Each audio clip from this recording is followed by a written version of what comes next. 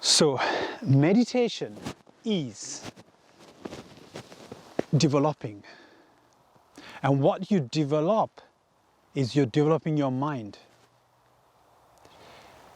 to be mindful. So it's a practice of mindfulness, so developing mindfulness. So you develop your mindfulness through meditation. So meditation is one way you develop that. And when you are mindful of the things that you do, your actions, like bodily actions, or the words that you speak, if you are mindful of those words, and also if you are mindful of the thoughts that is in your mind, you can control your actions. And with meditation, different techniques, that if you master that, then you can have some sort of a control of your actions. And being mindful will help you to do that.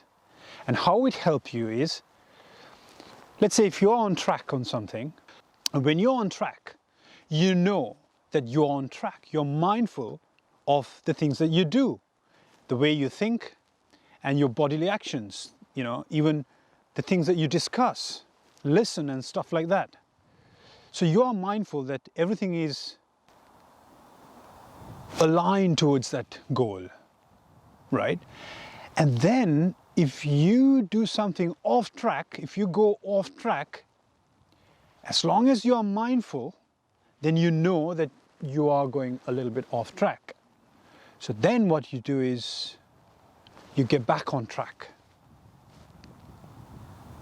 And when you are back on track, you are mindful that you are on track.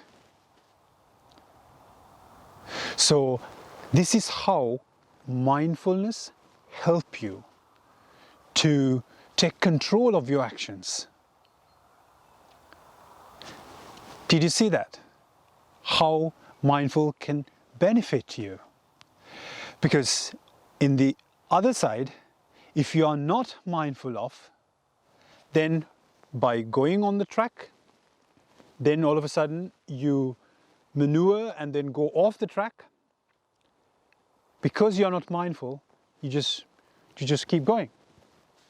And then sometimes, then all of a sudden you realize, then you're trying to come back on track again, and then you go off again because you are not mindful that you are on track. So you can go backwards and forwards and lose your time and even money and all that energy. It'll go to waste. Then you start worrying about it, and all that negative things will come into to you. So being mindful will help you to stay on track.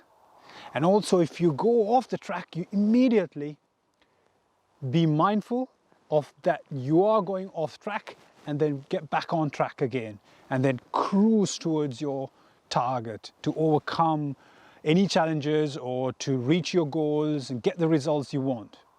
Because results comes at the end. So all you can do is be mindful of the process, your actions, your thoughts, what you talk about. And that is how mindfulness will help you with anything in your life.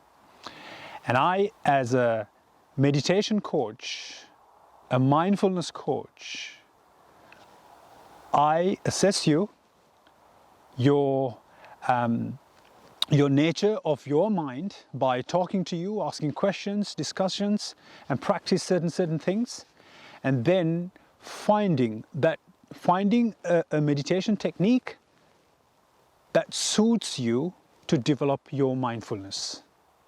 It could start from loving and kindness meditation, or the anapanasati, which is the breathe in, breathe out meditation.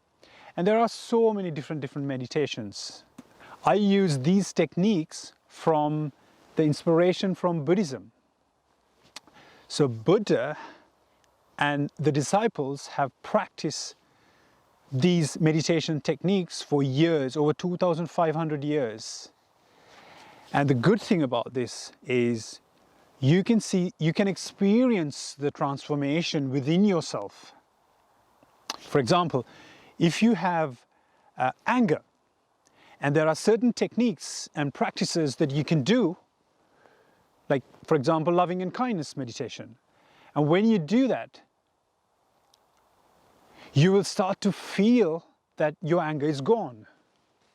So when you have anger, for example, let's say, when you have anger, you know, you're mindful of you have anger, and then you do this technique, and then you can see that anger is disappearing. Because the mind cannot not think anything. It is impossible. If anyone says that you try, if anyone says that to try like not think of anything, it's impossible.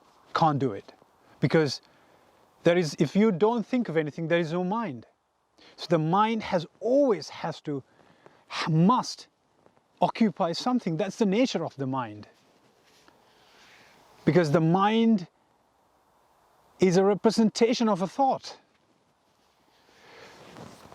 So when you realize this true nature of the mind, which is to occupy something, a thought, then what you do is you occupy a thought that will serve you better.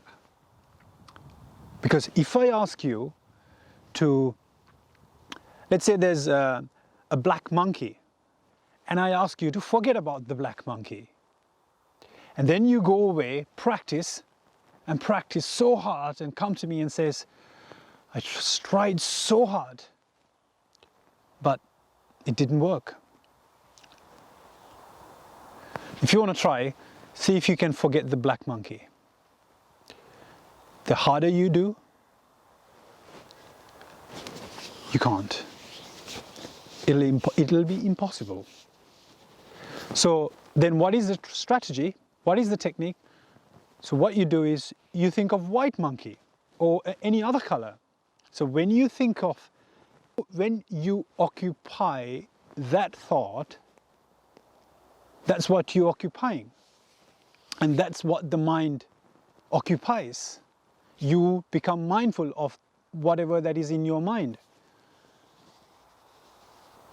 So when you keep practicing this and understand and realize this nature, then slowly you start to get to know yourself, how this mind works. And then you can, with practice, you can start to occupy different thoughts that will serve you better and increase and boost your energy to live a happy life. Remember, there is no path to happiness. Happiness is the path. This was said by the Buddha, the Blessed One, and it is so true.